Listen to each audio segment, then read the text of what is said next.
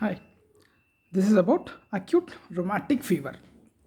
We know acute rheumatic fever is a disease caused by group A streptococcus, that is a bacterial disease ending up with cardiac involvement. This is considered as a autoimmune reaction, that is a bacteria enters your body and your body's defense system comes against this bacteria. Meanwhile, some of the proteins in the bacteria and some of the proteins in your cardiac structures resemble each other. Hence, our defense system destroys our heart, preferably the valves. In that valves also, the commonly involved valves are the mitral and aortic valve. That is the left-sided valves. The right-sided valves are very rarely involved. Okay, so this is an autoimmune reaction to a bacterial protein, and the bacteria is group A streptococcus. Initially, it was thought that certain strains of bacteria commonly results in acute rheumatic fever, but later now it is learned that almost any strain of streptococcus can result in acute rheumatic fever. Coming to the age group, the commonly involved age group are the 5 to 15 years of age. That is more or less the pediatric age group. The age group belonging to 5 to 15 years are the commonly affected people, and as a sequel, some of the patients develop rheumatic heart disease, that is involvement of the valves. And this rheumatic heart disease presentation is common in the age group between 25 to 40. So acute rheumatic fever commonly occurs in the age group 5 to 15, and the rheumatic heart disease commonly occurs in the age group 25 to 40. Okay. Coming to the pathogenesis.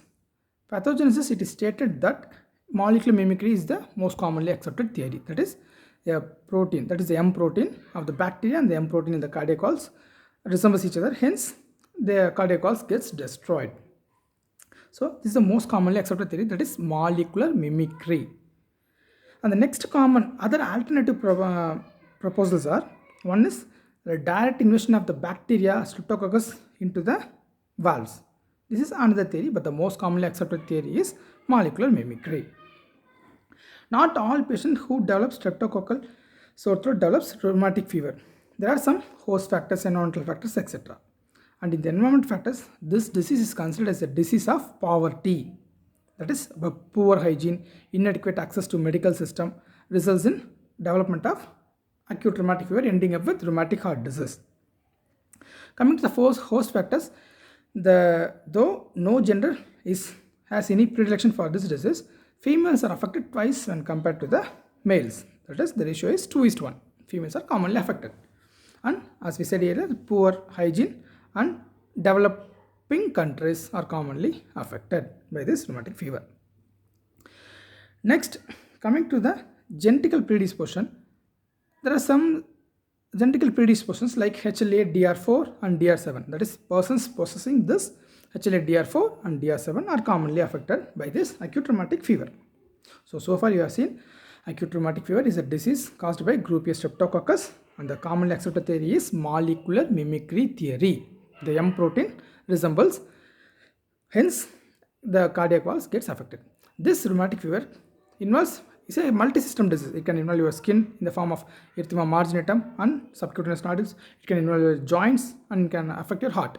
Though almost all the systems are completely cleared and the fever subsides, cardiac involvement can result in lifelong disease. And this is commonly seen in the left-sided valves, that is mitral and aortic valve.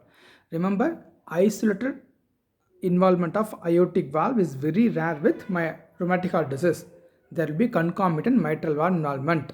So mitral valve involvement is a must for diagnosing rheumatic fever. Though aortic involvement alone can occur very rarely, mitral valve is mostly seen concomitantly. Involvement is seen concomitantly. Next, coming to the clinical features, the patients, there are some criteria to diagnose this acute rheumatic fever. That is, there's a criteria called, that is Duckert-Jones, revised modified Duckert-Jones criteria. Coming to the first clinical manifestation, patient will be having sore throat and fever. Patient will be febrile. The temperature can vary between more than 39, and some patients may not be febrile also. The most common presentation of this rheumatic fever is polyarthritis. That is, the patient will be presenting to us with joint and swelling of a larger joint in the form of knee, ankle or hip joint, elbow, etc. And this involvement is typically migratory. That is, the patient's pain will migrate from one joint to another joint over the course of days. So this is called as migratory polyarthritis. Mostly this polyarthritis resembles leaving no residual deformity. That is, it touches the joints but bites the heart alone. So the patient will be having residual cardiac damage. Okay, this is regarding the joint involvement, fever and joint. There are some features which presents very late after the acute rheumatic fever. One such feature is chorea. Chorea manifests after 6 months. That is, if the patient develops acute rheumatic fever today, the patient may develop chorea only after 6 months. So chorea is a very late manifestation of this rheumatic fever. And chorea is also most common in females and is commonly treated with symptomatic treatment with sodium valproate and carbamazepine. And some people say that even steroids can be of some benefit. This is chorea. This chorea commonly involves the trunk, that is the upper limb, and the head. Most commonly the darting movement of the tongue, that is Jack in the Box phenomenon. So this is chorea. Next is the skin involvement, where the patient may have erythema marginatum. That is, the patient will be having erythema and the margins will be having erythema more when compared to the central region. This is called as central clearing. This erythema marginatum is a feature of acute rheumatic fever, and this erythema marginatum is never seen on the face. It commonly involves the swimsuit distribution.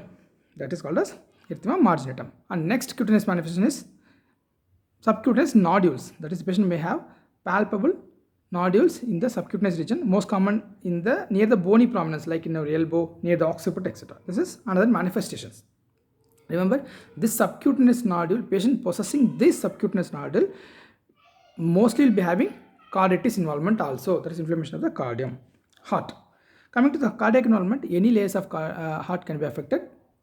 Myocardium, if it is involved, it will result in prolongation of the PR interval. That is, there will be delay in conduction of the electrical impulses. And as we said before, valvular involvement will be seen in rheumatic heart disease. And this valvular involvement will be predominantly of regurgitant nature initially. Acute rheumatic fever developing rheumatic heart disease involves the left sided heart lesions. Most common is mitral valve, and in the mitral valve also, the regurgitant lesions are more commonly seen when compared to the stenosis.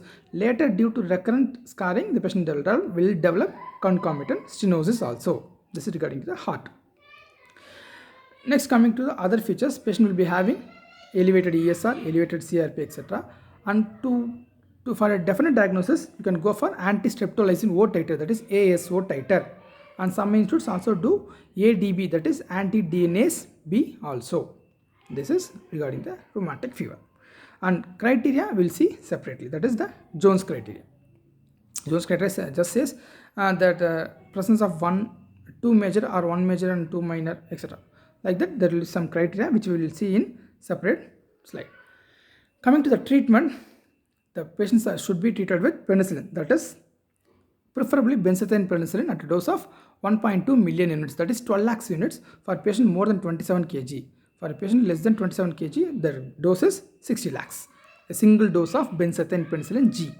If it is not available, we can go for oral penicillin, that is oral phenoxymethyl penicillin. It is also given at a dose of 500 mg BD if the patient is more than 27 kg and 250 mg BD if the patient is less than 27 kg. Next, if the patient is intolerant to your penicillin, the patient has to be given erythromycin. This is regarding the treatment of acute rheumatic fever. And for the carditis, that is the arthritis, you have to go for NSAIDs, preferably aspirin. Aspirin has to be given at a higher dose of 50 to 60 mg per kilogram. Some people may even require 80 to 100 mg per kilogram of the aspirin. And side effects of aspirin, remember, it will be nausea, vomiting and tinnitus. After the initiation of salicylates or NSAIDs, the joint pain will resolve within 24 hours. Any joint pain persisting after 24 hours of the initiation of aspirin at this high dose indicates that it is not due to rheumatic fever. Okay. This is regarding the treatment of the acute rheumatic fever. Any acute rheumatic fever patient has to be given secondary prophylaxis because these people are predisposed to development of recurrent acute rheumatic fever, which may end up with rheumatic heart disease. So they have to be started on secondary prophylaxis. And secondary prophylaxis, the patients are categorized into three categories. Category 1 is patient having no carditis. Category 2 is patient having carditis. Category 3 is with valvular damage. So first category is patients having no carditis. For them, the prophylaxis has to be given for a minimum of 5 years after the first attack or up to the age of 21, whichever is longer. 5 or 21, 5 years or 21 age. So coming to the second group, that is patient having carditis, the prophylaxis has to be given for a minimum of 10 years after the attack or up to the age of 21, whichever is longer. Coming to the third group, the prophylaxis has to be given for a minimum of 10 years after the attack or up to the age of 40. Some people require lifelong prophylaxis also. Coming to the prophylaxis also, benzathine penicillin is the drug of choice, given at a dose of 1.2 million units if the patient is more than 27 kg and 60 lakhs unit if the patient is less than 27 kg. Suppose if you are preferring oral treatment, though it is less effective, it can be given a dose of 500 mg for more than 27 kg and 250 mg for less than 27 kg. Remember that intramuscular benzathine penicillin has to be given either every 3 to 4 weeks. Single dose of benzathine penicillin every 3 to 4 weeks. This is regarding the acute rheumatic fever. Thank you.